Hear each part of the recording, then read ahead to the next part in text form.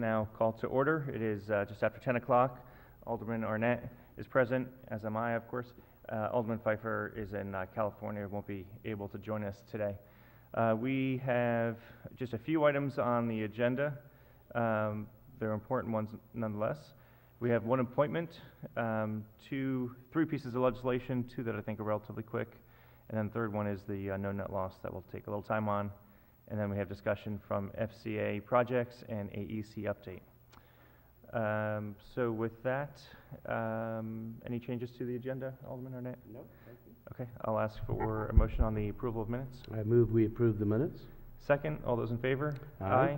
None opposed? Appointments, the appointment of Eric Picketts Jr. to Port Wardens. Is that you, sir? Yeah. Please come on, step up, have a seat in front of us. If you could please introduce yourself, name and address. My name is Eric Pickett. Sorry, first have a seat and make sure the light is on for the microphone in front of you. Bright green light. All right. Excellent, thank you. My name is Eric Pickett. I live at 235 Gross Avenue, Annapolis, Maryland.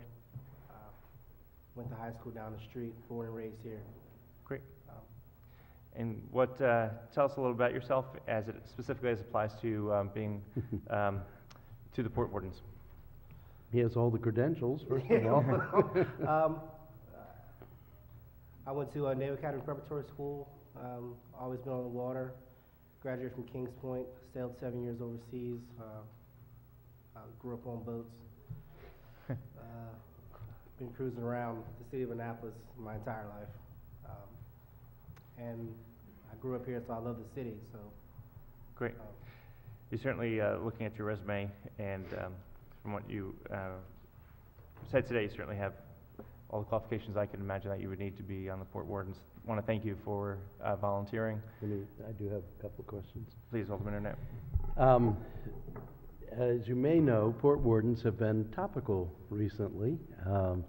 So I guess I would ask you, what is your understanding of the role of the Port Wardens? My understanding is that first and foremost, we have to obviously protect the waters around the city. I think that would be number one for me. Mm-hmm. And to really just make sure that all the erections of piers, mooring buoys. I know there's a recent issue out in Williams Creek with the mooring buoys and a lot. Mm-hmm. I've been out there on my boat. Right.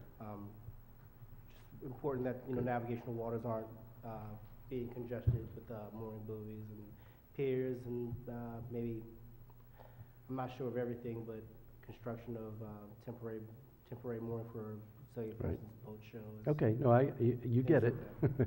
So I just wanted to make you aware that there are two big things that are coming up that you will be likely involved in. One is approval of the reconfiguration of the old Sarles and Petrini marinas on Spa Creek, just up the bridge. But the other thing is that we're getting ready to look at all of the harbor lines, and my sense is that will involve you and the Maritime Advisory Board as well as our staff, and one of the principal issues was what you mentioned early in your description, looking at how navigable the waters are, how safe they are. So you're coming on, and I certainly plan to vote a recommendation to bring you on the Port Wardens, but you're coming on at a hopping time, so beware. Okay. Mr. Pickett, what's your understanding of how often the Port Wardens meet? I believe it's once a month. Okay. I'm not sure, but It's really as needs be. It doesn't really meet quite that frequently, but I think you will get busy for a while now. And you'll have availability to meet as in the normal course of business? yes, I should be. Ending my job, I don't work a regular 9 to 5. What's that? I'm sorry? I don't work a regular 9 to 5. I'm pretty much on call for my job, but Okay. with that, it gives me blocks of time off also. Yeah. I imagine this is a lot of legwork, Yeah. maybe, and then We hope. yeah. We need a little bit more activism on the Port Wardens. Well, hopefully I can provide that. Any other questions? So, no, Mr. Chair, I would move we recommend approval, sterling qualifications, and I was quite satisfied with his response to our questions. Very good. I second the motion. All those in favor? Aye. None opposed? Congratulations. Thank Good luck. you. Thank you for volunteering. Thank you. Mr. Pickett, you understand the process, right? So I don't know if you are before any other committees, I doubt it. So after this, the next step is to go before the full council. So what we just did was recommend favorably. We didn't vote yes or no beyond that. So the full council votes yes or no. Generally, it's a matter of, once the committee votes yes, it generally, in my experience, it's always been a yes vote. Just want to make sure you understood what the process was. Okay, I did. Thank you. You're welcome. Okay. Thank you. Okay, moving on to legislation, we have 0217 Water Service Agreement for 44 Hudson Street. All those present for this legislation, if you would step forward, please.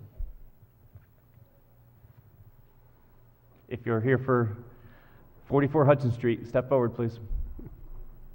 Come on down. Mr. Gutwald, are you here for the water service agreements as well? Do we have anybody for the administration for the water service agreements? I'm not very comfortable with that. No. All right, I'm going to postpone this unless someone from the administration wants to address this. It could be later in this agenda or another time, but Who we would need that somebody to speak for this. Would that be Public Works, you presume? Yeah. Would think so. Mr. Delavan, if you could take a seat, please, until we get Sure. someone for the administration. And I take it we don't have anyone for the administration for 0417 then?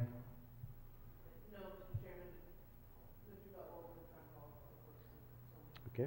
Thank you. We'll just Great. take it out of order then if he shows Great. up later.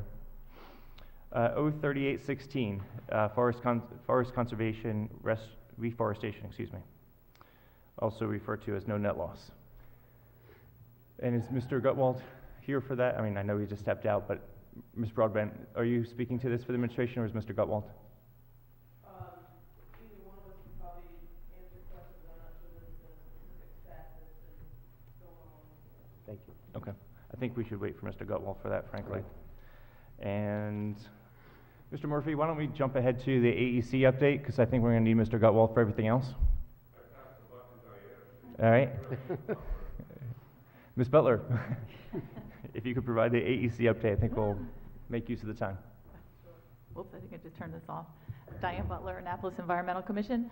And we don't have much on the update other than we're supporting the Forest Conservation Act No Net Loss Amendment.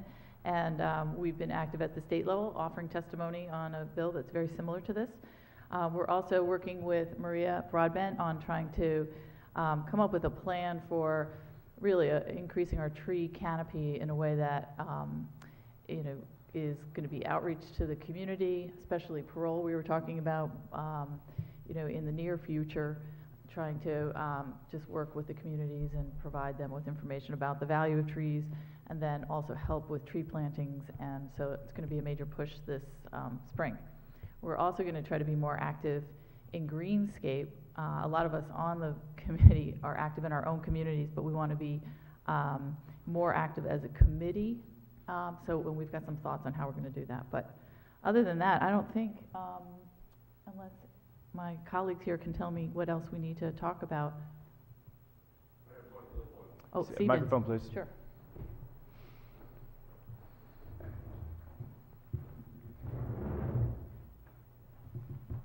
Start with introducing yourself, please.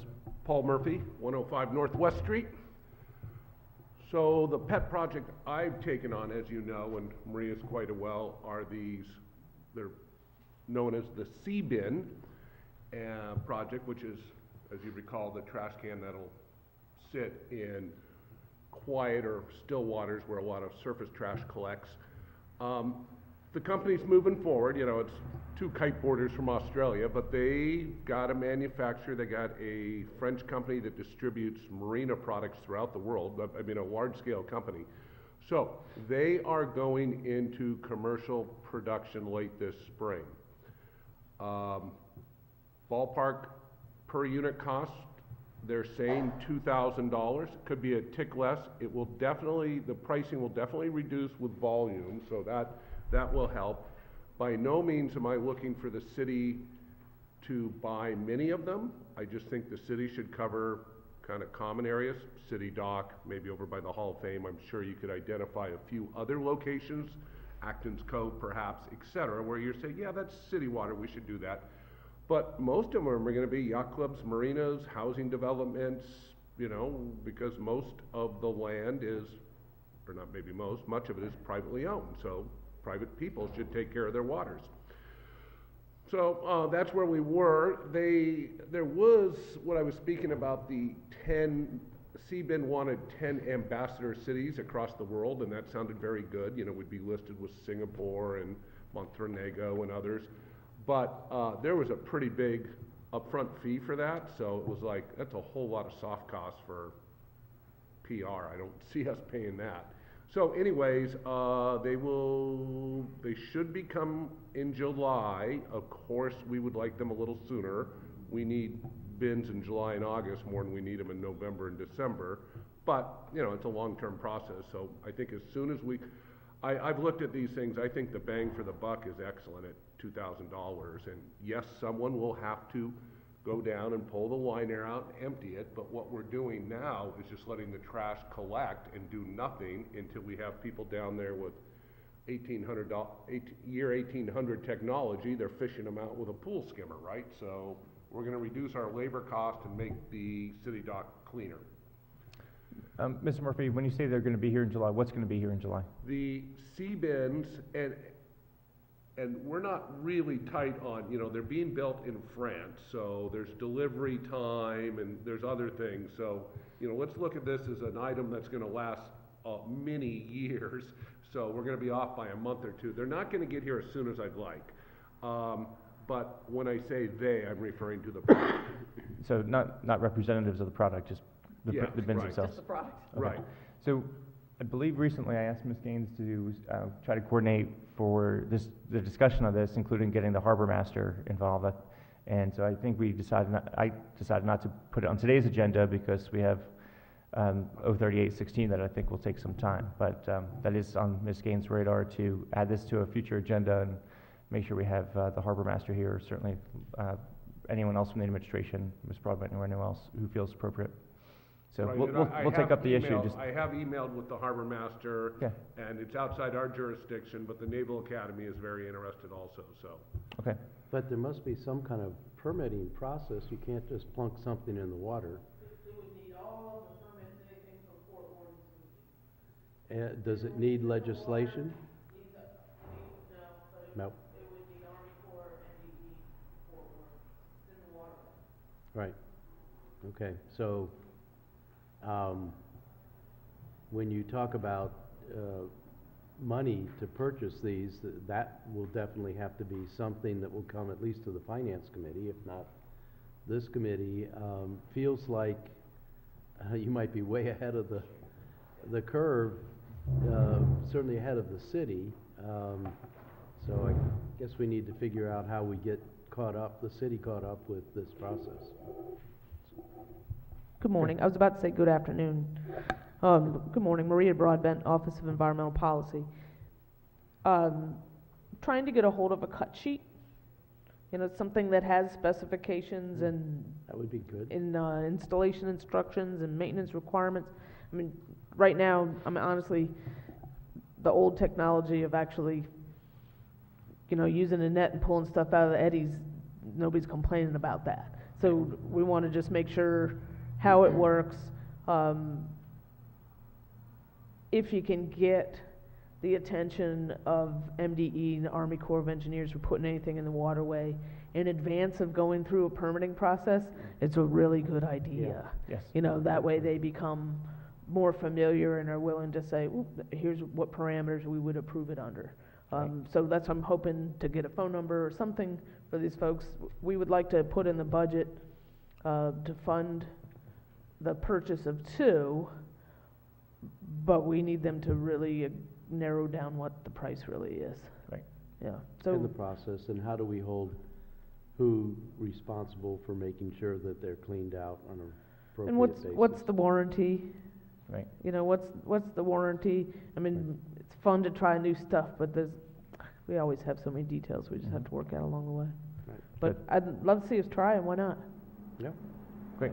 So does that mean that you're following on that information and contacting MDE and Army Corps to see if any of that is, As soon as I can get a phone number for C-bins, okay, you know, and information, the information on their website, if you haven't looked at it, is really interesting. But it's not real technical, so I need kind of the technical stuff to be able to start to make sure the harbor master is comfortable, whomever is gonna clean them out, all of those things. I'm going to ask Ms. Gaines just after the meeting to follow up with you, Ms. Broadbent, you, Mr. Murphy, and the harbor master to let us know when it's time to come before the committee to discuss this. Yeah, as soon as we can get some real information to Right. show you, I think it'd be great. I don't want to put it on the agenda if you don't have that information and if the harbor master's not going to be here, so you three tell us when you're ready. Okay, and like I said, we're building the budget now, so I need to get the information really soon Right. to know what the ask is. And that is a question. Whose budget will this, for the city part of this, if there is one, whose budget would that be in? I'm gonna, Public Works or? I'm gonna work with the finance director on that. We talked about it the other day, and we're gonna narrow that down. Okay, So- great, thank you. Thank you, Ms. Broadbent. Always scintillating, but we're trying to catch up. So, yeah, and Marie and I will contact further. I'm interested in helping make things better. I do not having any expertise at it at all and even less interest, I don't want to end up with a letter or email writing and dialoguing with a range of Army Corps and other alphabets. So if the city wants to handle clearing the runway for this, that would be great. In regards to who's going to clean them out, it's the same people you're paying now. Look, it's just a Roomba, right? You know, it's But like- I'm sorry, you're already on record as having volunteered to lead this effort, so. No. I lead, but there can be other people do it. And in regards to communicating to other entities, they've got a good little video. You look at this video for 30 seconds and you get the gist of it. How to bolt it on to a piling and wood or concrete are secondary issues. They're important, but you know, the concept, you know, you look at a 30-second video, people ought to be able to say, this is a good thing. Ms. So Murphy, thank you. I appreciate it. We'll take this up further when we have got more information, Yeah. plus the harbor master. Great, Thank you. all right. Thank you. Okay, appreciate the update and using the time. 0217, Water Service Agreement. Do we now have someone from the administration? Excellent.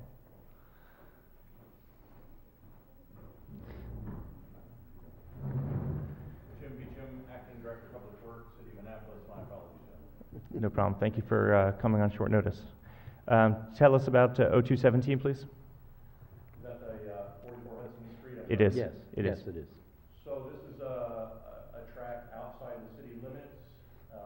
It has been permitted. They are operating under a temporary water service agreement. The water service agreement, we have a water line right there. There we go. We have a water pipe there right in front of the property. They are on public sewer to Anne Arundel County. It's a very easy configuration. Is there any reason? Can you check your mic again, please? I'm sorry, Alderman Arnett. Is it on now? It's on now, yes, ma'am. Okay, thanks. Alderman Arnett? Any reason why we would say no to this? I mean, it I am. seems like a no-brainer. Yes, sir. That's exactly right. I don't know of any reason why not to. We can save Mr. Delavan a lot of airtime. Was this caused by the line from the Mayo Peninsula for the sewer? Or That's what another was it- project. That would be the That's the McDonald's water sewer So project. what precipitated this coming up?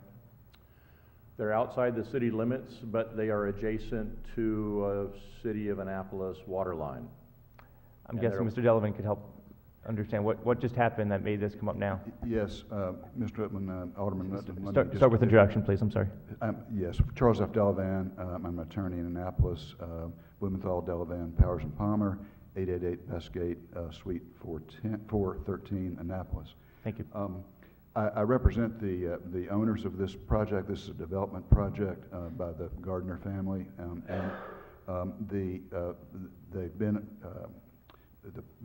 they've been under development of this property for some time. There's actually a building constructed there now. They've been in the county. It's outside the city boundary, but they're down at the end of Hudson Street, which is They're surrounded by city property, and they also discovered in the development process that there was a city water line that went through their property, which they were unaware of until all the surveys were done and all the rest of it. But in the meantime, they had already connected to county sewer. When they did all of their environmental studies and studies of the aquifer and all the rest of it, they discovered that there are significant problems with the water, the natural water supply. They have a groundwater appropriation permit. They can drill a well if they want to, but it would require significant water treatment facilities in order to make the water potable. And they desire to connect to the city water system. These discussions have been ongoing for literally a couple of years with the Department of Public Works. The Department of Public Works saw no reason why they shouldn't connect to the city water system. There was some discussion of asking them to also connect to the city sewer system, but because all of this took so long, they went ahead and connected to the county system. They still desire to obtain city water service. And so, as I said, we had a lot of discussions with the Department of Public Works, with the Office of Law, et cetera, and everybody agreed that they should be allowed to hook up on a temporary basis. So as a result of that, we drafted and executed a temporary water service agreement to allow them to hook up. They got the requisite permits, they hooked up, they're on city water service today. To make that agreement a permanent agreement, it requires an ordinance approved by the City Council. So this ordinance would authorize the execution of the permanent water service agreement to allow that to be a permanent arrangement. It was previously discussed at the other committee meeting. They are paying triple the normal water user fee. So the city's getting that benefit out of this arrangement. And presuming they stay hooked up to city water, that will continue until the law changes. So that's the arrangement. Now, I don't want to get into that as a distraction from this, but we have been challenged in other locales about the triple fee and whether we can justify that on a cost basis. Is there any anticipation that this owner is going to come back and at some future point want a reconsideration of that? All I can say, Alderman Arnett, is that I know of no such intent. They're actually thrilled to be hooked up to city water. The alternative is to do their own water system, which, as I told you, would be disadvantageous because of the cost factor. Right. So, but I can't say that for all time they would never challenge that. That's beyond my ability to say that. But I know of no such intent on their part. There's been no discussion of that by my client. So that's really all I can tell you. And by testifying in favor, Public Works is saying we have adequate facilities. This is not going to impinge upon our ability to supply water. That is correct. Right. Another dialogue we should have at some point is what is happening to the water purification plant. It's been very quiet, and I think long overdue, but that's a different time and a different topic. Yeah, that's a good Be topic. happy to brief you whenever you'd like, sir. Okay. What's that? I said I'd be happy to brief you whenever you'd like. Right. Maybe I next think month, we do Ms. need Gaines, one. an update on the water treatment plant. Thank you for raising the issue. I don't want this next question to go into another half an hour discussion, so just looking for a quick answer. Why not just annex the property or ask for annexation of the property rather than get city water? Well, that's actually that's a large topic of discussion. We filed an annexation petition in the time of the last administration, so that would make it at least 3 years ago.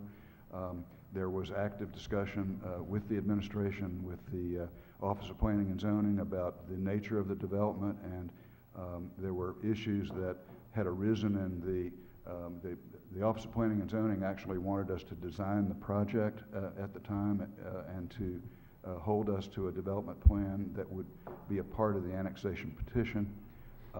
We didn't know what was going to go there. We didn't know what kind of tenants were going to go there. We were unwilling at the time, this was 3 or 4 years ago, to commit to a site plan for the development just as a precondition, if you will, to annexation. So the annexation petition actually died when the administration came to an end. Right. That was, as I said, more than 3 years ago.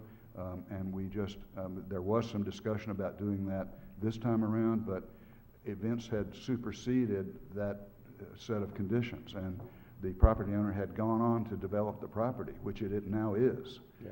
So, Lost motivation.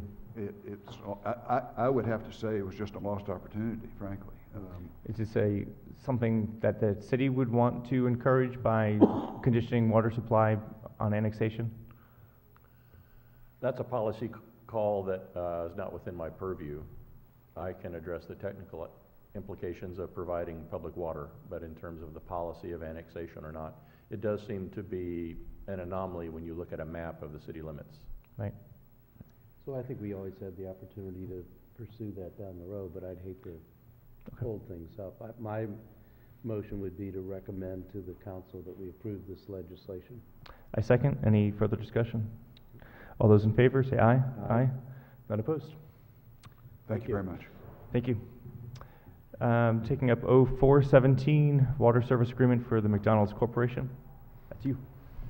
So the McDonald's is currently on well water, and in conjunction with the wastewater line that you referenced coming across Mayo, they saw an opportunity in the assignment of an easement for the wastewater line to, in effect, trade the value for that easement for the connection fees for water.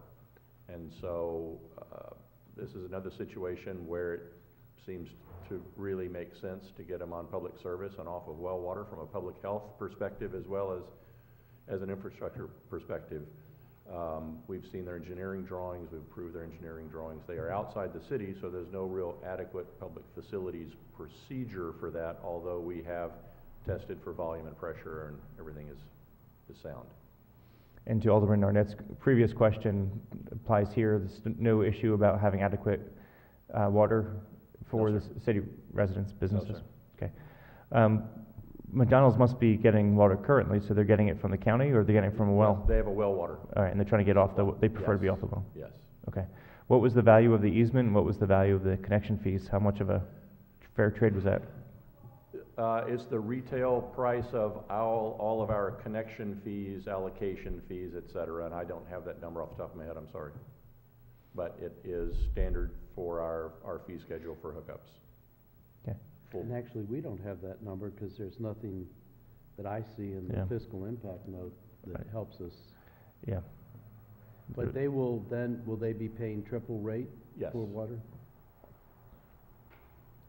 So it would be good to get numbers.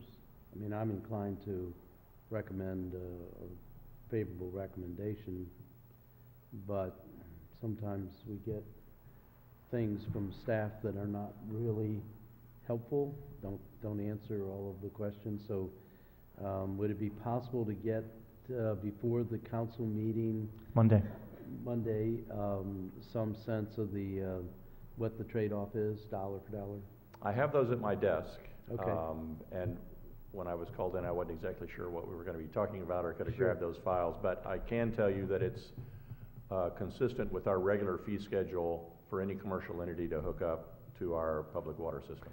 Could you at least assure us that the value of the easement exceeded, that the cost of the easement exceeded what the city gave up in the What- hookup fees? Let me try to clarify this then. We're not trading the hookups for the easement. The county is paying for their hookup in exchange for the county receiving the easement. So the city will be made whole cash for those hookup fees. We're not foregoing any cash payment.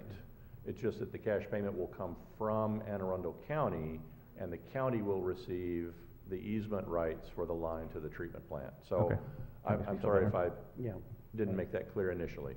All I right. did not understand. So I Okay. would recommend approval to the council pending receipt of this additional information, and I would presume all those who want to look at it will, and I don't see anything otherwise. It sounds to me like a good thing, getting them off well, because I use that McDonald's. I second the motion. Is there anyone in the audience who was planning on speaking to this? Any further discussion? Seeing none, all those in favor? Aye. None opposed? Thank you for the clarification. That was a detail I missed initially. And you heard Alderman Arnett's request. Very good. Anything else I can help you with this morning? Let me Thank just you. double check. No, I think we just have Mr. Gutwald after Very well. after you. Okay, Thank you. thank you. And Maria, I never know when, I'm sorry, Ms. Broadbent, I never know when it's Pete, and when it's Mr. Gutwald, when it's you. So just, if I am looking to Mr. Gutwald and see you to speak up, I don't mean any offense. I'm still getting used to the change, as I bet you all are too. Okay, 03816. Mr. Chair, I couldn't help notice that the copy of the legislation we have doesn't have the addition of all of those who volunteered to be co-sponsors. Is that something, Cindy, that's forthcoming from? No, my understanding from from Regina in the past is that the legislation as it's introduced is as it's introduced and doesn't get changed. All right. So we do have it on our front screen that we have the additional co-sponsors, and they would be recorded in the vote, and then they're already recorded in the minutes from the last meeting as being co-sponsors, but the original legislation doesn't change. When you say the front screen? Oh, all right. Ta-da. Okay. Okay. Mr. Gutwald, do you want to kick this off, please?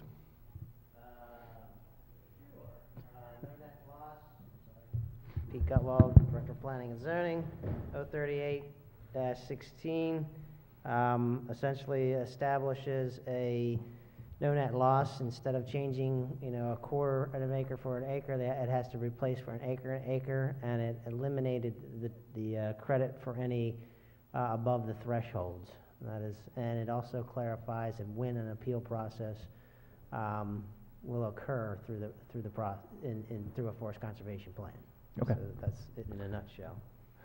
The Planning Commission, as we all know in the room, I think that's everybody in the room, knows that Planning Commission had 2 hearings.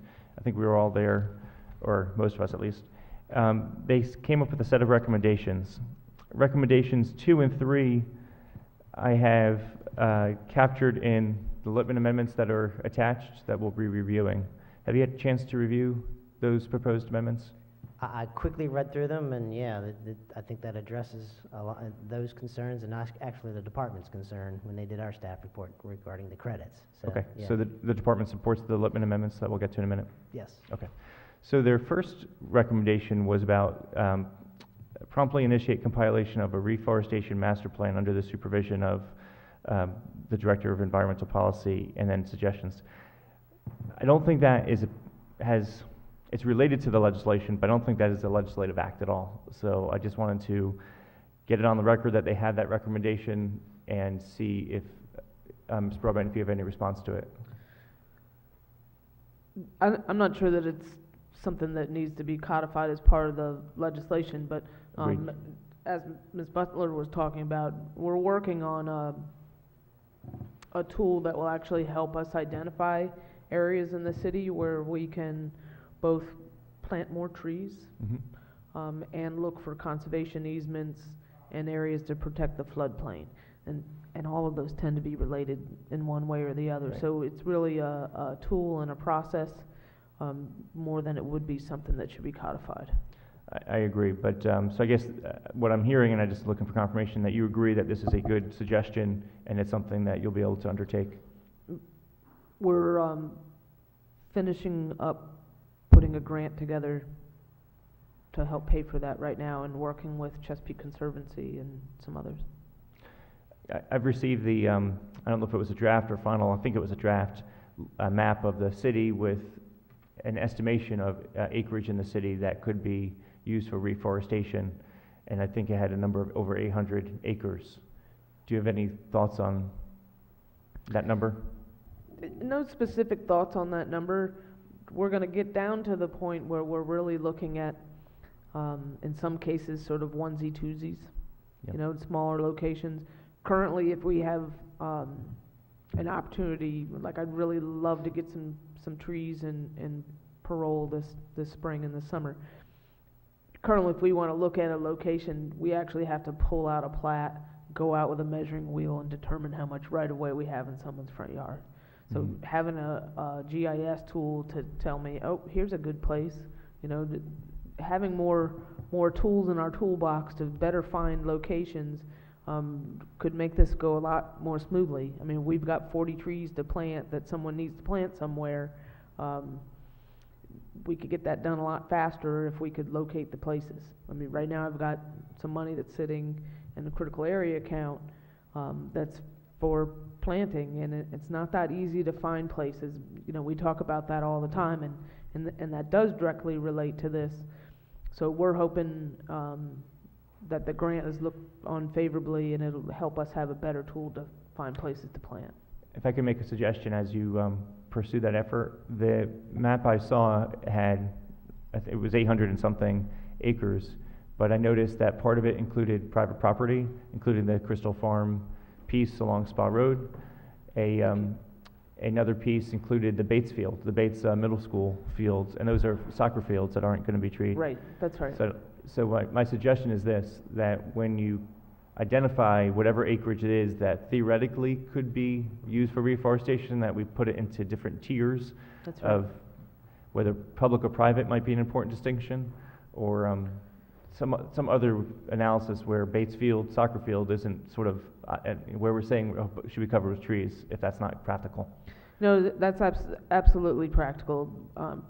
On Prince George's County's website is sort of a sample, because it's the same tool that they're using to identify places to do smaller scale stormwater management, and it's really user friendly, and you know, we hope to make it something that the public can actually use, and you can click on different parameters so you can eliminate your ball fields, because Right. We still want to play ball. Great. You know, And it's possible, and I'm just speculating, that somewhere like Bates, you wouldn't cover the ball fields, but maybe there are some parts that could be, trees could be added, so. and scenarios just like that one. So absolutely, we would want to take all that into account. Great. Appreciate the discussion. Now we'll get back to, as 038, the piece in the legislation. So if it's okay with you, Mr. Alderman Arnett, if we can get into the Lippman amendments? Absolutely, it's what I'm doing myself. Okay. So was I. Okay. So amendments 1 and 2 are really tied together. They both attempt to reinstate the credit as it stands today in the Forest Conservation Act. We heard pros and cons. To me, this is not something that's obviously good or bad. The issue is that having the credit is an encouragement to developers to not remove all acreage of forest that they're allowed to remove. Now, theoretically, there already exists, even if we took out the credit, that motivation would exist, because if they remove acreage, they would have to replant under the no net loss principle. So to me, that's not cut and dry. The other issue is that by keeping the credit, we aren't achieving true no net loss, because they're going to be getting some credit that will allow them to not have to replant everything. So to me, I think there are pretty good arguments for and against. Having both the Director of Planning and Zoning and the Planning Commission recommend leaving the credit in were persuasive to me. And so, whereas I could see both these two expert bodies, person and body, saying put it in, is why I suggest that we have these amendments. But we did have public testimony, and I hope we can hear. We did. I mean, we had public testimony at the Planning Commission. I know Mr. Savage spoke there. Mr. Regal, I think, spoke at the City Council's public hearing on it. Right. Ms. Butler spoke at the Planning Commission, and I'm not sure if I pronounced your last name correctly yet. Bucheister? Did I say it right? Didn't? No, but Rob did. Yeah. Would any of the four of you, or actually any of the six of you, like to speak to these two amendments and the credit? It would be helpful, because I admit I'm confused. I can't Let's start with decide whether it's good or bad. Initially, I was in favor of the strikeout. Yeah. So let's start with Mr. Gutwell and Ms. Broadbent, and then we'll move on to citizens. Sure, and I think CBF also supported keeping the credit in there too. From our perspective, That's the correct. credit allows for us to enhance not just forest but other environmental features. So if you have a forested area that's near a riparian buffer, steep slopes, or a stream, we can enhance that by giving them credits to creating, instead of the 25-foot buffer that's only required by MDE, we can expand that to 50 and 100 foot if we're giving that credit, therefore. Well, it the Forest encourages- Conservation Act already expanded it to 50 feet. I'm sorry, right, 50 feet, you're right. But I meant, we could expand that even farther, and protect other types of natural resources in those areas. That was sort of the department's viewpoint of why the credit is valuable. It still maintains the no net loss, and we might get additional benefits out of giving them the credit to do that. It wouldn't actually retain no net loss, because if they are allowed to cut 10 acres and they cut 5, you're giving them credit for 5 acres. Right. So that 5 acres, they would not have to replace, so they would not achieve no net loss with the credit. Let me use different numbers. If it was 11 acres, Okay, if they're allowed to cut 11 acres, they choose to cut 6 of those, saving the 5 that they were allowed to cut. This credit gives them 5 acres of credit that they would not have to replant. So of the 6 that they cut, they now only have to replace 1 acre. okay, correct, right. So by not striking this, we dilute Yes. no net loss. Yes. And that's why I'm confused why And that's people why, want to strike. that's what I was Yeah. saying, there's pros and cons to it, it's not so obvious to me. That was sort of our rationale for keeping the credit, so. Ms. Okay. Broadbent, any comment? I would just say sometimes the ecological uplift of protecting an area and having some, more permanence in that protection. I mean, if you can keep a stream cool and keep a good buffer around it to try and keep it as clean as you can, that might be even more valuable than a few more trees. So sometimes it isn't just the canopy itself, which is a measurement that we really like, Right. but it's the ecological benefit of the habitat that you're preserving. And I should also mention that even Chesapeake Bay Foundation was aligned to that idea because you're actually saving forest rather than replanting individual trees. In order to meet the no net loss, you could do individual trees. Street trees are accounted towards that instead of actually preserving a larger tract of trees or a true forest. So I would add that to it, yeah. A street tree does good for your canopy, but it doesn't do anything for habitat, really. Right. So- Not a forest. So that's the trade-off, and, there's the ecological uplift of that preservation has a higher value, although it may be a little harder to measure unless you look real closely. Before asking for comment from the AEC and then any individual members, I want to just give a brief update on state legislation. So just to give context, everyone remembers that Alderman Arnett and I initially proposed no net loss in the underlying legislation. DNR said, we're not going to approve it if you include it. So we took it out and separated the issue so we'd get the FCA approved. While we are working on this, there are efforts on the state level to get that clarity so that if this gets approved, DNR does not deny this. And I'm told that the state bill to do that has gone through the House and Senate, and it looks like, as short of actually being done and accomplished, it looks like it's going to be done. So, and possibly in time for not the council meeting on Monday, because this isn't on the agenda, but the next 2 weeks after that, we might have the state bill passed that would. And does the state bill have a credit? The state bill would just basically say that cities like the Annapolis jurisdictions can exceed the state requirements on conservation thresholds. So we're not off the hook. We still have to make a decision. we still have to make a decision, but the context I wanted to add was, with that state act, hopefully DNR does not say no.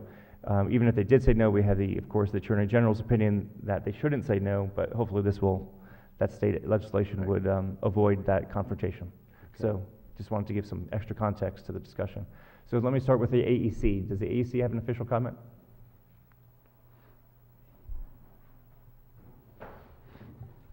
Hi, Diane Butler, Annapolis Environmental Commission. So to the extent that the credit really does help preserve forest, I do think keeping it in is fine. I mean, I really feel like, I don't know whether it's actually helping preserve forest, but what Mr. Gottwald said and what Ms. Broadbent said are true. To the extent the ecological services that we get from forests are more important than street trees, retaining forest and keeping the credit in, if it really does incentivize developers, to not cut down as much forest is a good thing to keep in the ordinance. Okay. Or to take, actually, to Okay. reinstitute the credit that came out of the no net loss. So you support amendments 1 and 2 to put the credit back in?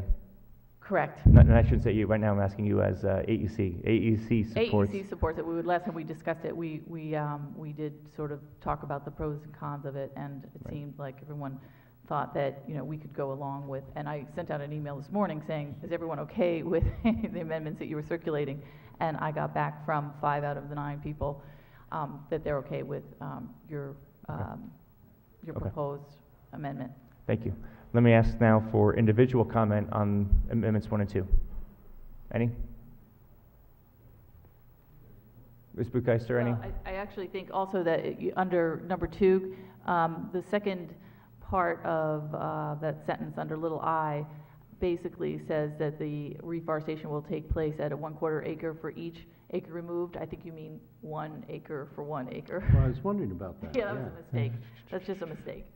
What did the initial legislation say? Let me go back to that. It says 1/4. It says 1/4, and I think we thought changed it were to doing 1. one That's for the- one, that's part of the confusion. Yeah, I appreciate you bringing that up. I missed that detail.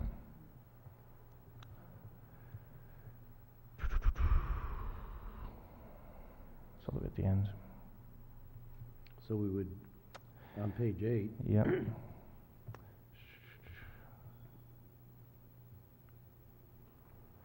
Okay, so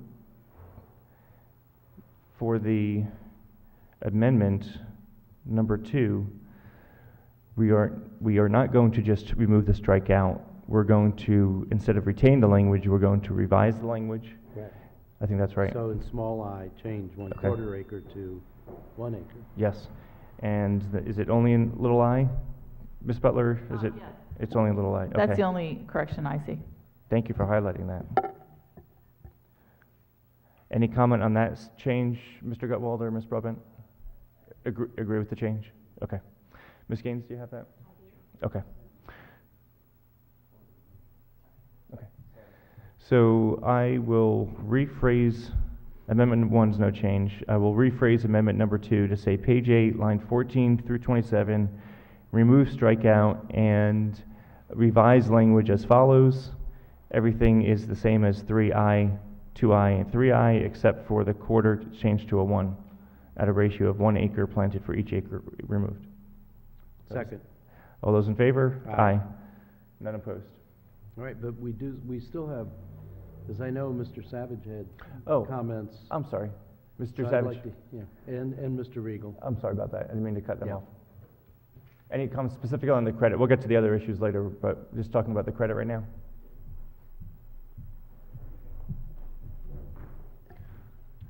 Yeah, as I testified, I do believe just personally that I'd prefer to see recommend that the credit be completely removed, because I feel like in the past it just hasn't worked as intended, in terms of there hasn't been a replacement of the forest removed. But I can understand, I think it's a decent, it can make a good olive branch, if it's accompanied by the restriction which is being proposed on reforestation, and accompanied by the increase in the conservation threshold, and also with the ratio increase, then I think the credit will have less effectiveness anyway. And so I think that will help address a lot of those underlying issues with the credit. Okay, thank you. Mr. Regal, any comments on the credit?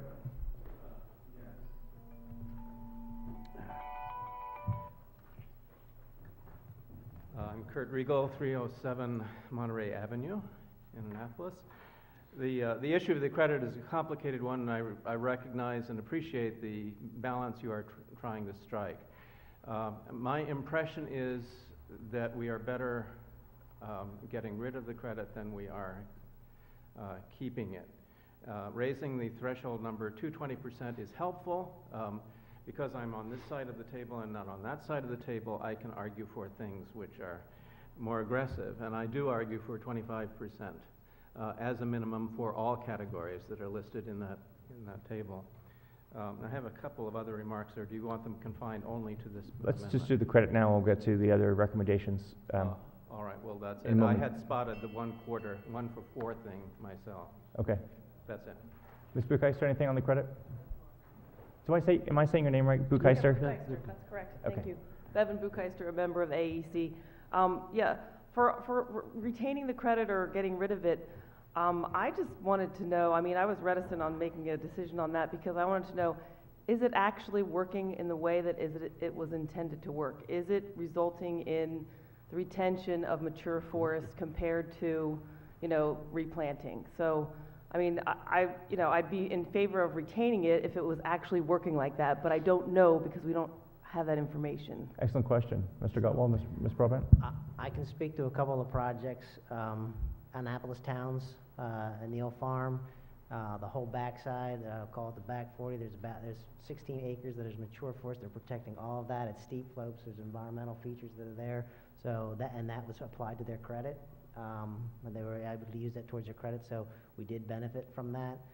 Rocky Gorge is another project, I don't want to bring that one up, but that's another project where there were steep slopes, environmental areas where if they had not been given that credit, I'm not sure they would have protected that area of the forest, so. No, I would, just for the record say, I disagree, because they would have had to protect those steep slopes under the priority forest language. I just meant the amount, yes, they would have had to protect, I understand they would have to protect, I just meant the amount that they would have protected. I mean, they could have, there could have been changes to that, I mean, it's subjective, I understand, They could have but taken out more they could have taken forest out more forest, yeah. approaching the steep slope. Is that Correct, that's what I'm getting at. They created a larger buffer because they were getting credit for those forests. Those are two projects off the top of my head that Annapolis Towns in particular, I mean, that originally had clearing a lot more land than they ended up clearing. So those are two projects.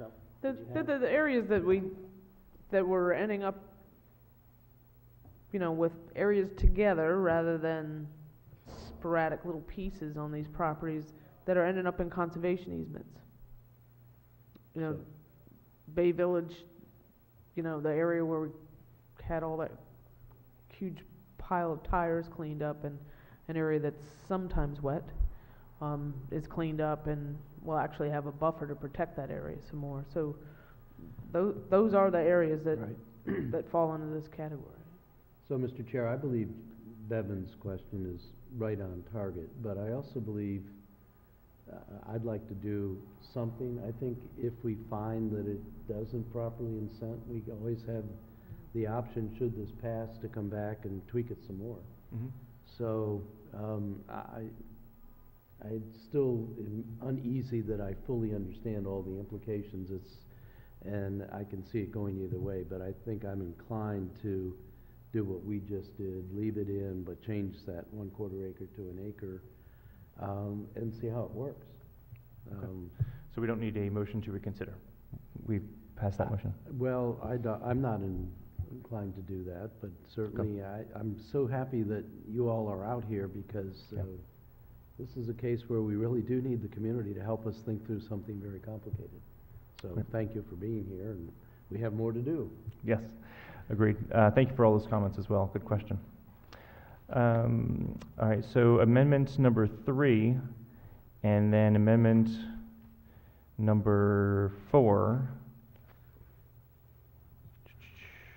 And, all right, so amendment 3 and 4 go together, and they raise the threshold from 15 to 20%.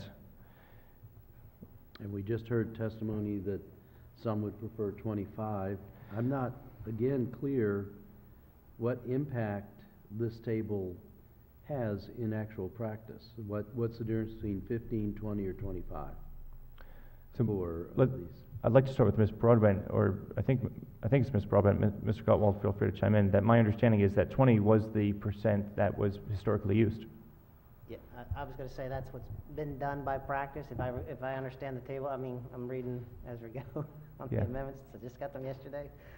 This is taking the special mixed development, correct, and raising it from 15 to 20. That's what we've been doing, and that's why I think the jettison for making this amendment. So it's what we've been requiring, because when you look at special mixed development, the underlying zoning or the underlying uses are typically residential.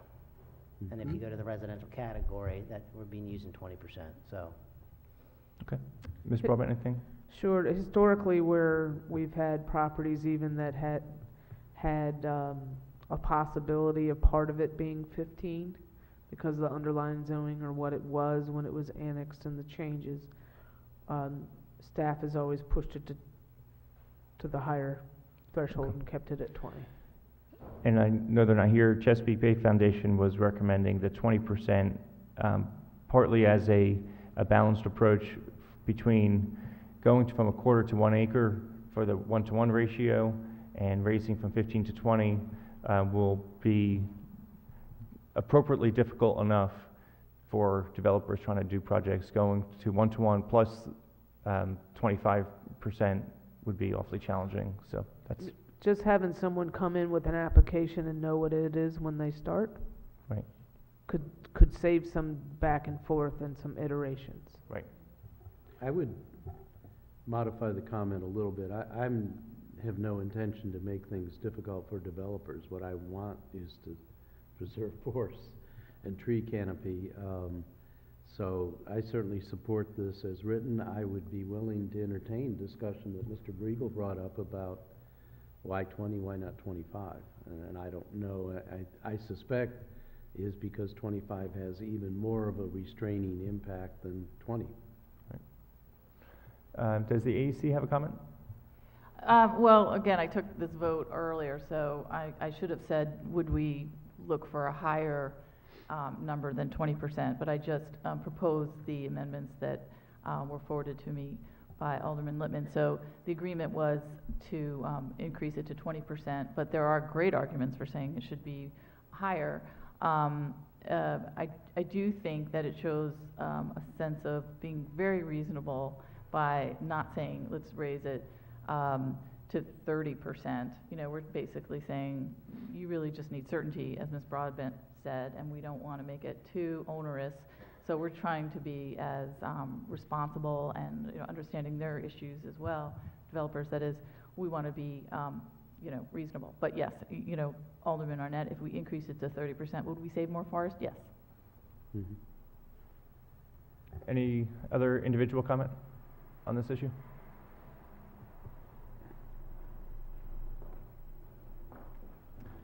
Thank you. Yeah, I would recommend echo what Mr. Riegel said about increasing, looking maybe at even 25%, but also looking beyond just the mixed-use category. And I don't have the chart handy, but looking at the other categories and maybe increasing all of them by 5 or 10% of points each. I'm not sure. I don't recall ever hearing a complaint from developers about meeting that a higher 20%. And it doesn't require that any kind of forest be protected. All it does is increase the reforestation ratio that they have to meet, and raises what they call the break-even point. And so I think that fits in line with the intention of the ordinance. And again, they always have an out. They can, if they feel like they can't meet the reforestation, they always can go back to the fee in lieu. And so, yeah, I would recommend considering increasing more of the thresholds. Well, this amendment does increase it. The question is, are we increasing it to 15 to 20, which is basically maintaining existing practices we understand from Maria. So I think the question before us, as suggested by Mr. Riegel, is should we make them all 25 except for the agriculture and leave that at 50? I guess I'm still of a mind that if we don't get it right the first time, we can always come back. I mean, if we find that we've done some unintended consequence. So I could certainly live with making everything either 25 or with the first category remaining 50. Mr. Gutwald, Ms. Broadbent, any comment, response to Alderman Arnett's suggestion? I don't believe that the Planning Commission gave us a specific recommendation. They just said increase, right? Yeah, that's correct. And I think they were specific to... yeah, they just said should raise the reforestation threshold for mixed use and planned unit developments. Correct.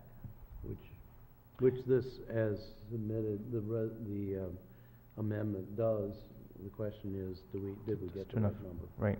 Well, I believe the amendment does not refer to the planned unit development, just mixed use. It's the same line. It's number 5, is mixed use and planned unit development areas.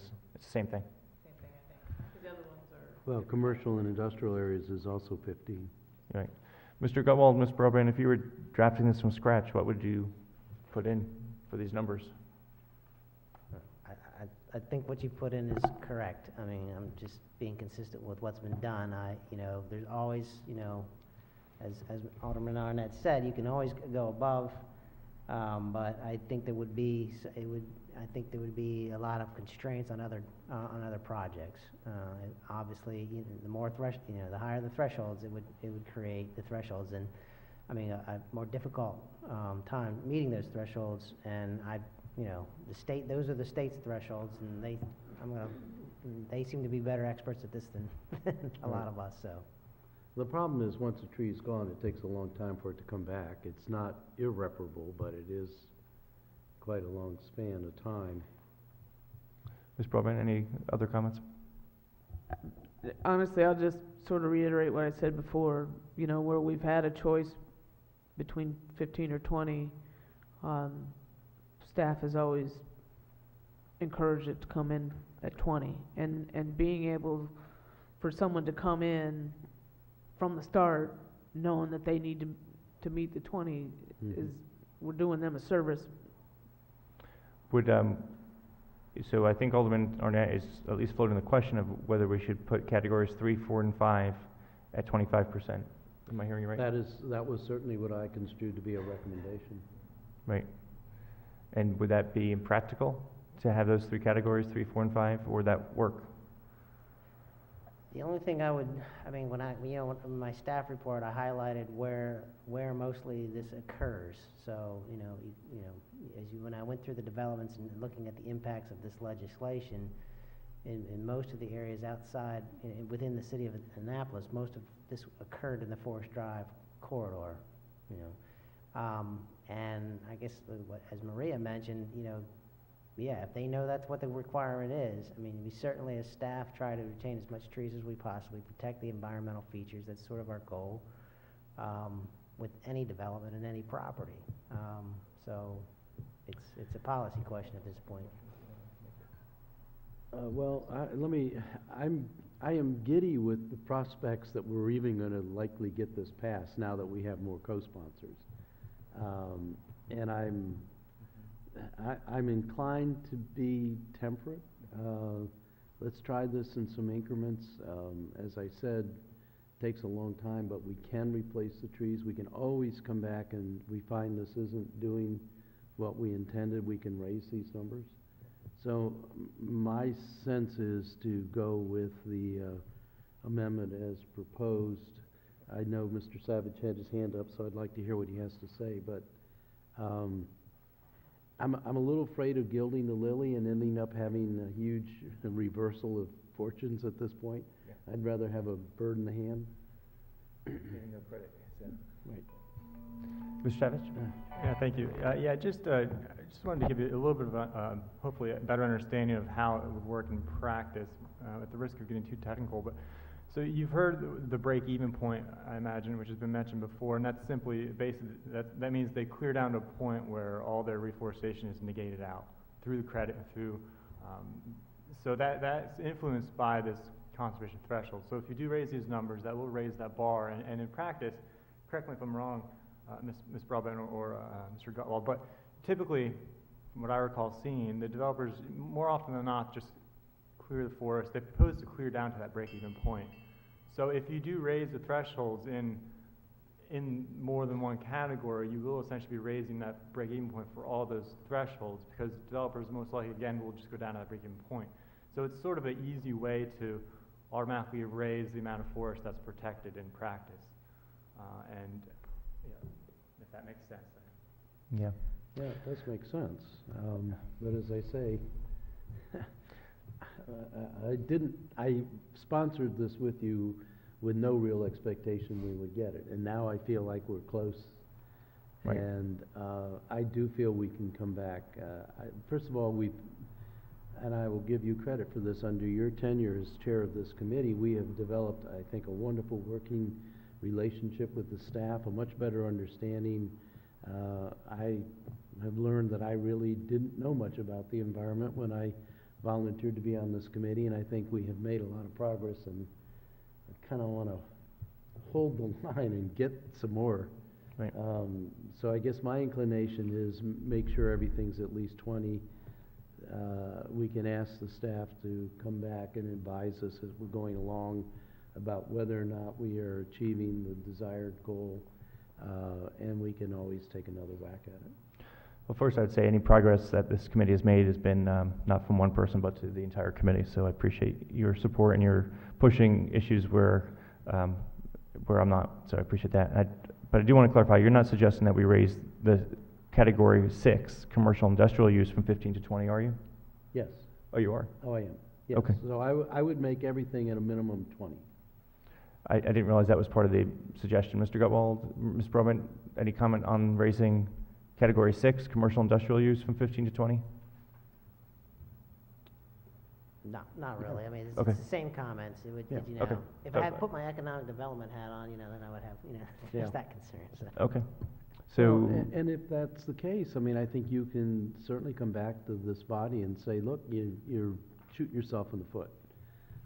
You went a little too far, and we'll be willing to accept that Right.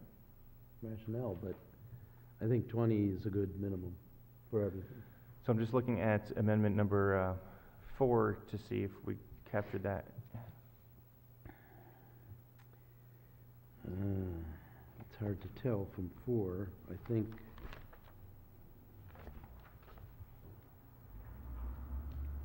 we would have to add. I don't- Maybe not. I don't think, I think 4 is still Yeah, correct, so it's yeah. only 3 that changes. Yeah. Okay. So amendment 3 would be revised to say, page 8, line 12, in the table under 5 and 6, Right. in column threshold percentage, strike 15 and insert 20. Right, and then 4 would remain the same. So that would be my motion for the Okay. committee. I second. Any further discussion?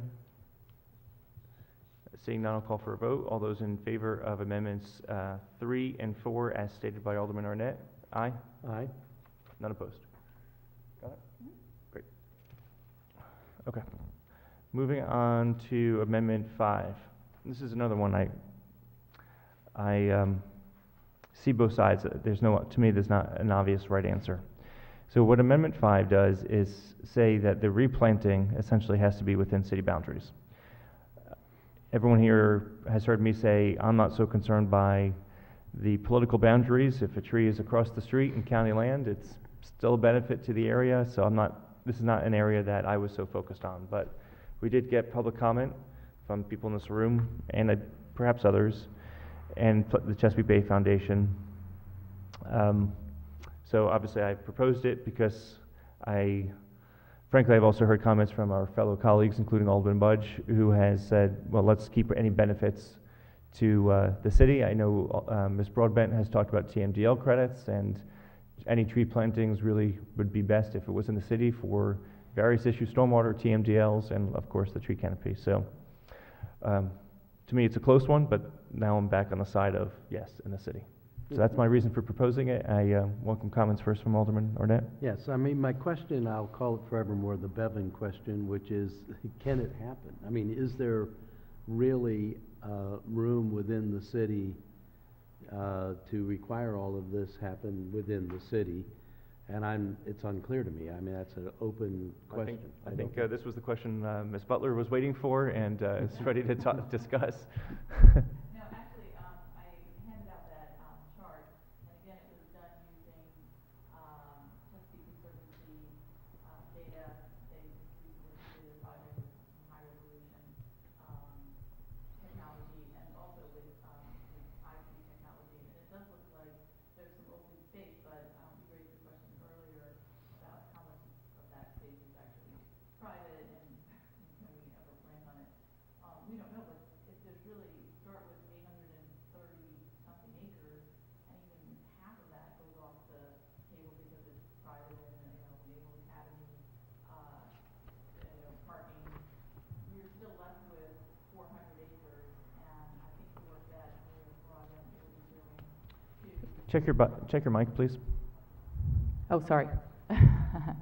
the work that Maria Broadbent will be doing to really winnow down that number and really look carefully at where we can plant will be important in the future, but I do think it's not unreasonable to think that we can find enough room in the city to replant the forest that we're taking down, because we know the largest tracts will be coming down potentially with the Crystal Spring, the new name is something like Providence Point, that forest, and then Reserve of Quiet Waters, and that only amounts to, 27 acres right now for Crystal Spring, 14 acres at Reserve of Quiet Waters.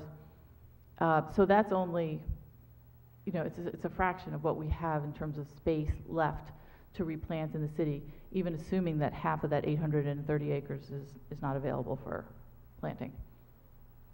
So that's kind of confusing, because I remember when Frank was still here and we were actually looking at the reality of the 50% tree canopy, and once you take out all of the paved surfaces and sidewalks and all the other things that are extant and are not going to go away, I was hard-pressed to believe that we could ever attain a 50% canopy, and obviously that's part of this goal, is to get, and I love the idea of getting credit for the TMDL.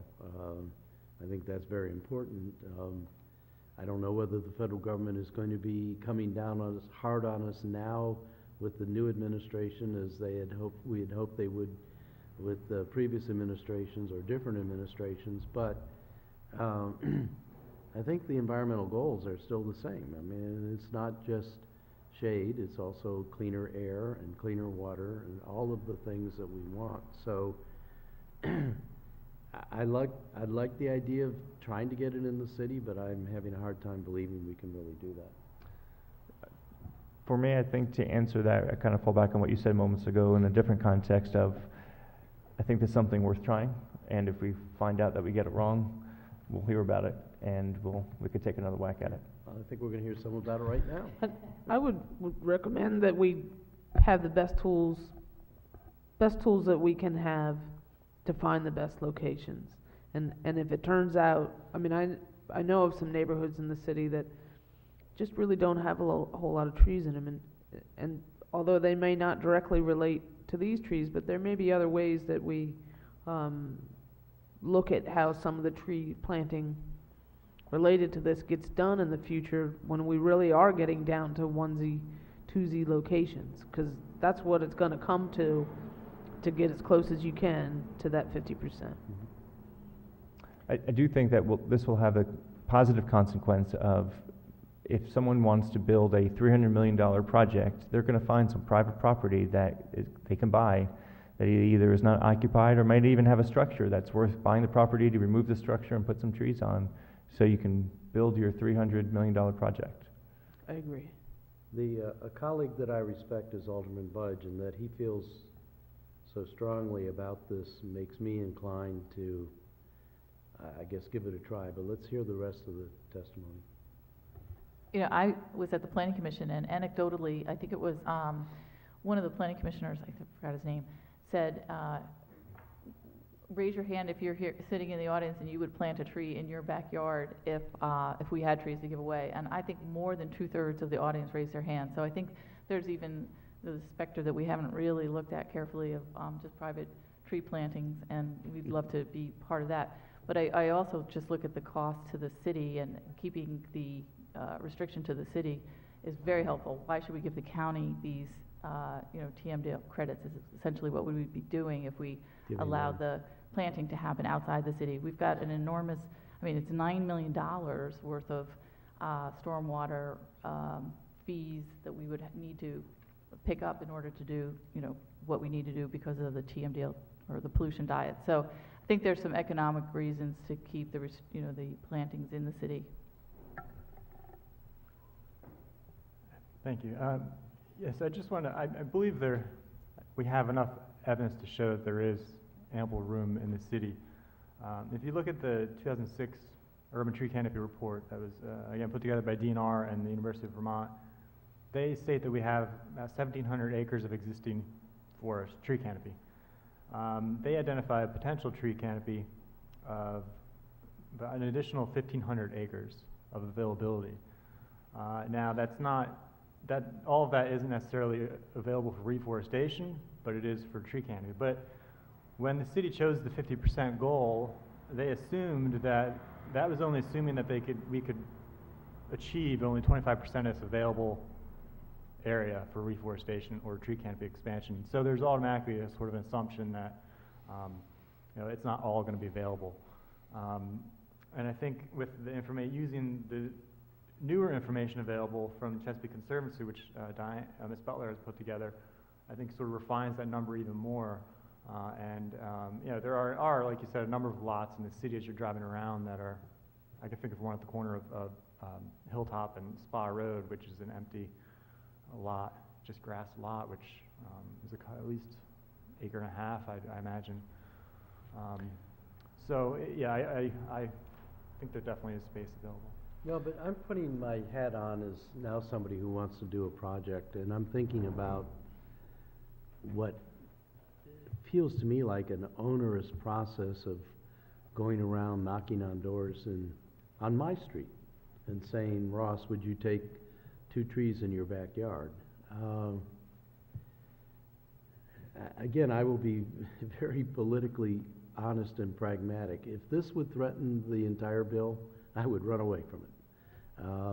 If we can get it passed and with the mindset that if we can't make it work, then we can reconsider, that's fine. But again, that bird in the hand is so tantalizingly close that I really, really, I worry about the pragmatics of this and jeopardizing everything for this one thing, even though, Maria, you know how strongly committed I am to the TMDL. We've got to do it, and we have these mandates to do it, and whether the federal government chooses to enforce it or not, I don't care. I want us to enforce it. It's the right thing to do. So I will go with the flow on this, but I have some reservations, some skitterishness, and I can be convinced by further dialogue here, but I can go either way on this. I think we're in the same place in that if this amendment got defeated by the council, I would still vote for the underlying ordinance. Yeah, I'm not. right. And I hope they would too. So that's I think it is better if it can be practical. I think we've heard arguments why it is practical, and so hopefully our colleagues agree. But if not, I would still support the underlying ordinance. Mr. Eagle. Just a quick remark.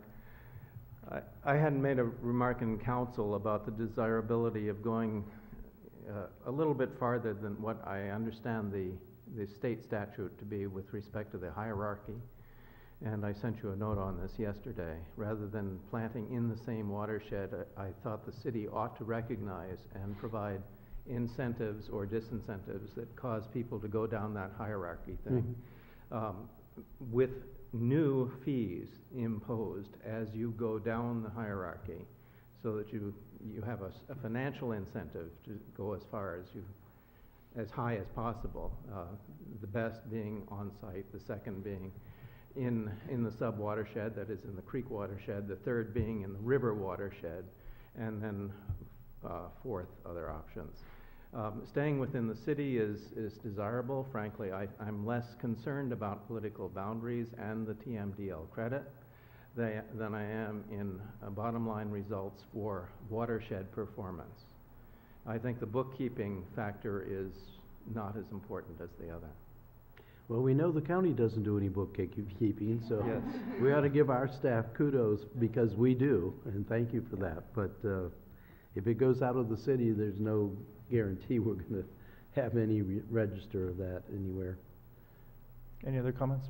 So, yeah, I was going to comment, and it's I like Kurt's idea, but I was going to maybe make it a simpler suggestion and have this amendment require tree planting within the city unless DNEP determines there is no possible place for the replanting of the There's trees. no such thing as DNEP anymore. Oh, I'm sorry.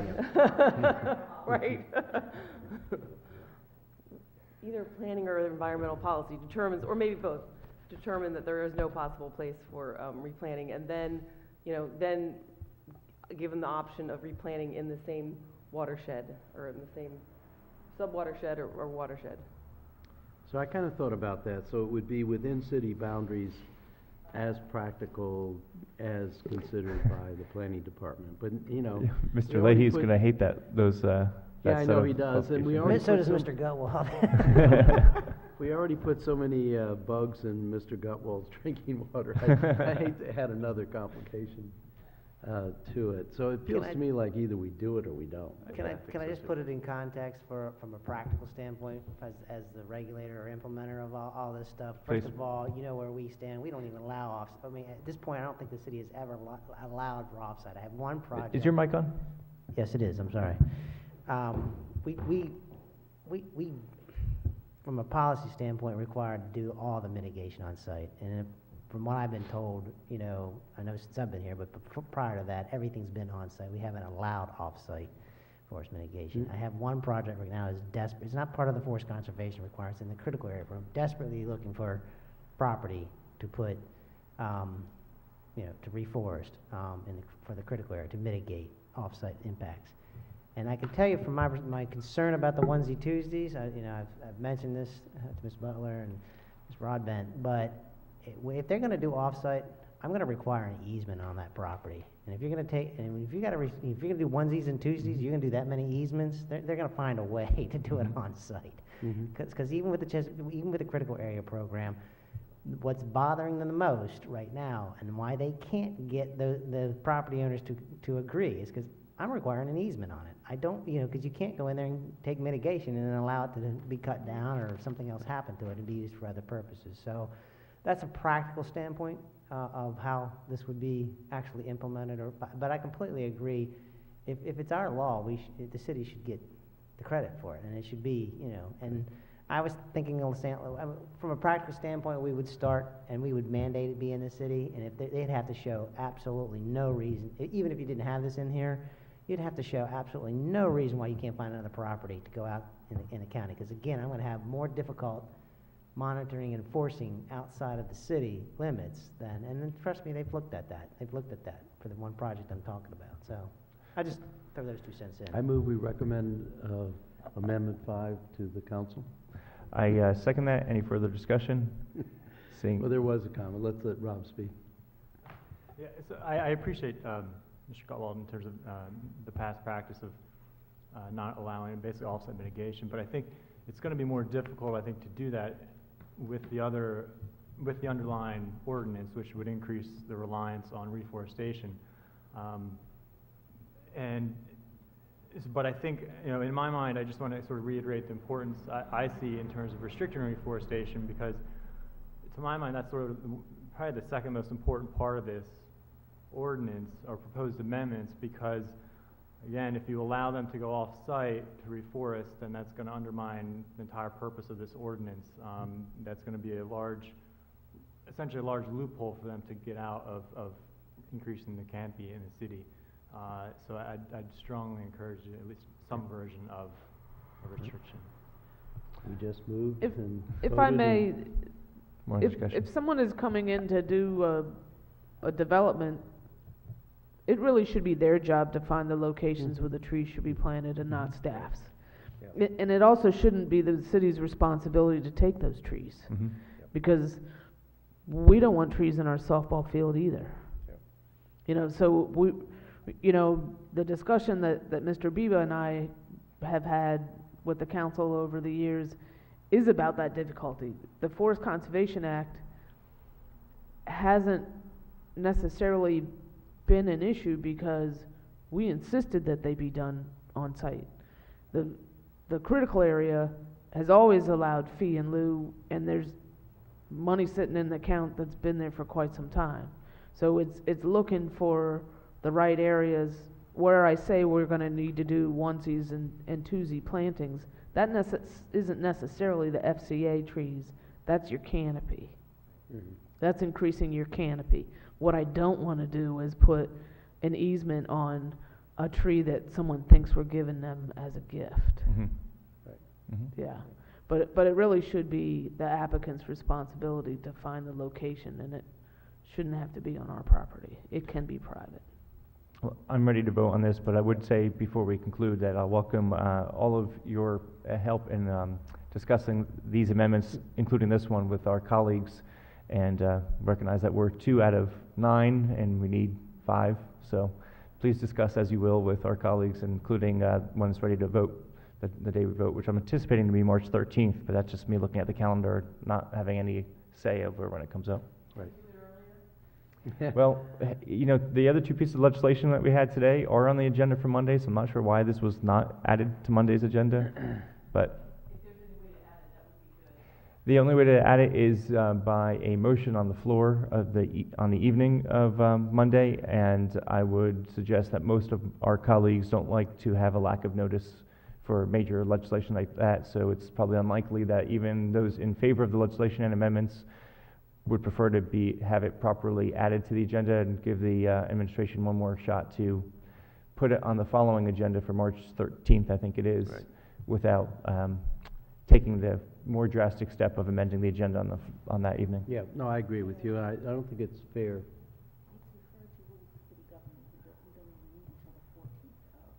Yeah, so we have another committee to go through, and that will be a different committee, and it'd be very interesting to see. I chair that committee, but I certainly do not control that committee. So we'll get an acid test of how the public will receive what this committee is doing when we go before rules. I appreciate it. I didn't realize that, Yeah, thank Ms. you. Gaines. And again, thank you all. It is very helpful for us. I can't tell you the number of committee meetings we have where there's no one out there. And we do need the help and the guidance. These are tough issues, so thank you for being here. Thank you. I'm not sure we actually Aye. took a vote on Aye. Amendment number 5. All those in favor say aye. Aye. None opposed. Right. Before we move on, I know we have some additional suggestions, at least for Mr. Regal, on, let me refine it because I just have it last minute by letter. There was one in particular for Mr. Regal's suggestions I thought that we should at least discuss, and it's the, let me find it again. While you're doing that, Pete, what is the meeting we're supposed to be in now? CHRMP or something? That got moved, because Lisa's out today. So it's the cultural hazard mitigation plan. Oh, okay. Cultural hazard. Yeah, yeah, well, okay, fine. That's what All right, CH so it's gotten, so we're not missing it. Yeah, I think I rescheduled to March 7th, I think. All right, thank you. The second bullet point from Mr. Regal's letter states, where any provision of either the state or city Forest Conservation Act or the tree replacement ordinance applies, the more stringent requirements should apply. And what I think this is getting at is whether a project or trees fall under Title 17 or Forest Conservation Act, the more stringent should apply. Does that already exist, or? No, it says it may apply, and we should change it to apply. Where does it say may apply? In the section 1709, I think like 020, at the very beginning, it says, whenever the Forest Conservation Act and the Tree Replacement Code can both apply, that the city may apply the more restrictive ordinance. And I think if it says must, that will clarify a lot for all of us. Mr. Gutwald, Ms. Broadbent? The plan has always been to look at 1709 and 1412 following the FCA work. And my recommendation is that we do that holistically. Staff had gone through and spent an extensive amount of time looking at those ordinances a couple years ago and finding where the cross connections were, and there was difference between tree sizes and the fence ordinance and tree sizes and those, and I'm not saying good, bad, or otherwise about that recommendation, but I think that ordinance needs to be looked at holistically, and there's a lot of interweaving there. I had sent forward drafts of changes to that ordinance when Mr. Murnane was here. So probably when you're done with this one, be a good time to dust that off. Without commenting yet on what you just said, Ms. Broadbent. I have the city code in front of me for Title 17. Ms. Butler, can you direct me more specifically, or Mr. Regal, since it was your suggestion, where this is found, either one of you? No, I defer to you because I actually do not know the details. If it's a simple changing a may to a can, I think we could do that, but if it's more complicated, as Ms. Broadbent suggests, then we should do it separately. You tell me. Yeah, that would be very complicated. It's like the very first sentence. So probably scroll all the way up then.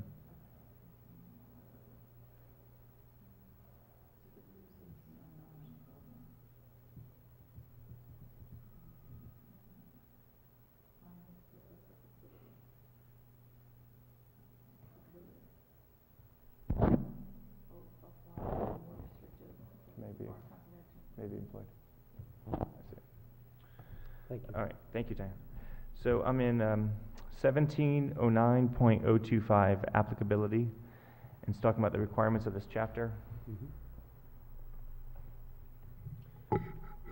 And the last sentence says, where any provision of the Forest Conservation Act and a provision of the city code both apply, the more restrictive requirements may be employed. And I think you're saying must be employed. Change may to must. That's certainty for everyone, and I think that's possibly one of the best changes we can make. Ms. Broadbent, Mr. Gutwald, any comment on that? That would really be a really big change. And So- is it a good big change or not sure? Well, big it has change? lots of things that need to be looked at. Okay. My recommendation is, we spent a lot of time to look at that. This is Okay. another interesting point of what does that mean? Because Yeah, it's the in forest that- conservation requirements say if you're disturbing more than 40,000 square feet, or you're Right. dealing with a property that's more than 40,000 square feet, whatever, it sets the criteria when the Forest Conservation Act applies. So I don't know where the more restrictive would, because once you hit that threshold, we're applying the Forest Conservation Act. If you're not hitting that threshold, we're applying 1709 or What it- 1412, so. What it does is mix the concept of canopy and tree by tree together. Okay. So where you end up with, if you change that to saying it shall apply, it means you're taking a measure for how much canopy someone can affect in an FCA project of 40,000 square feet and making them replace the trees on a tree by tree basis. That So is one that's a- interpretation. Okay. The You other know, that's a interpretation is that, Pretty you big don't change. go there. Any so. other comments on this? I want to take it on, but not now. I'm inclined to Yeah, I think there are a agree. lot of good reasons for it, and I can walk you guys through it sometime, Yeah. soon, so you know. But there are some really good reasons for making it must instead of I'm incli- optional. I'm inclined to give more thought to it and not to include it in this legislation. Okay, so we don't need a motion on that. Any other issues before we close out consideration of this legislation? Seeing none, I would ask for a motion to support the legislation as, As amended. with the limited amendments as amended today. I move we recommend to the council support of this legislation with the amendments we have approved today, As amended. as amended. Right. Second, all those in favor? Aye. None opposed. Thank you, Alright. everyone, for your participation. I do want to add one thing that I normally wouldn't add. This legislation has now had a public hearing before the Planning Commission in December, a public hearing in January, a city council public hearing, and now an opportunity for the public to comment. And we've had a very healthy discussion in all those meetings about the pros and cons of all the issues that we took up today. And I didn't have the sense that it was necessary for the environment, against the environment. It was just what's best. But throughout all of these public hearings, there has not been anyone coming out strongly against the legislation. It was just a matter of working. So I would hope that we would not hear what would now be at the last minute, in my mind, of major opposition to the underlying legislation. I think this Hope legislation has... springs eternal. Yes. That, and if they do, they'll hear at least my response that they had ample opportunity at all of these public hearings to voice their concerns when it was the appropriate time to do so. I compliment you to the skies for bringing this as far as you have. I thought it was impossible when it first came up. Thank you. right. Okay, anything else for the agenda? I don't think so. All right. I move. Oh, Forest Conservation Act amendments, updates. Are there any Forest Conservation Act project updates? Thank you, Ms. Gantz. Well, the one update is I know it got posted, I have reformatted to try and make it even easier. Oh, nice. I didn't put that on the, that was not forwarded to you, but it was in between the time when it got on the agenda and today that we have a revised format. Hopefully it makes it easier, it's truncated, it highlights where the forest conservation plans are applicable, when they're not applicable, and then the changes. So I'll leave this with you for your review and comment.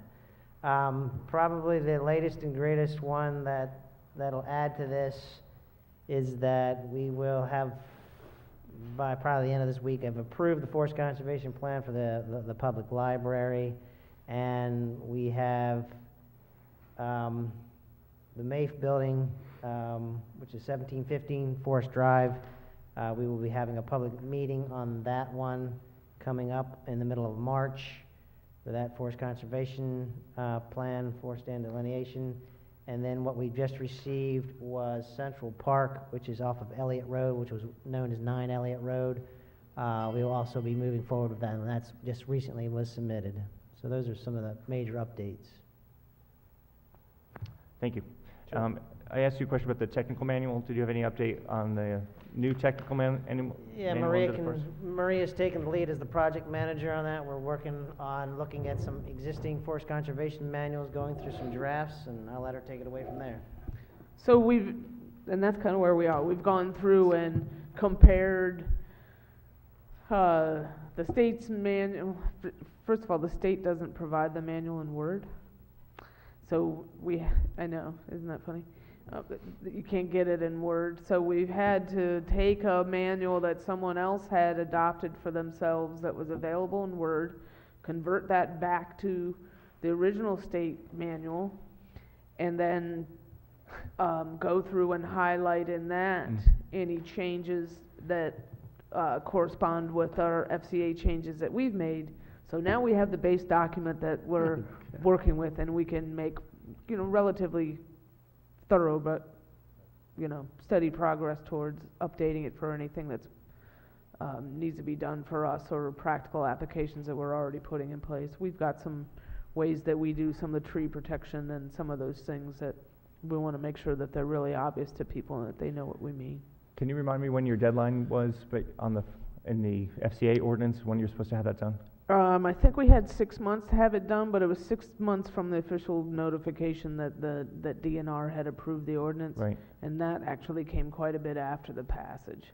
So I'd have to go back and look at what the actual time frame was. I think we passed this in September, and I think DNR gave us approval in October.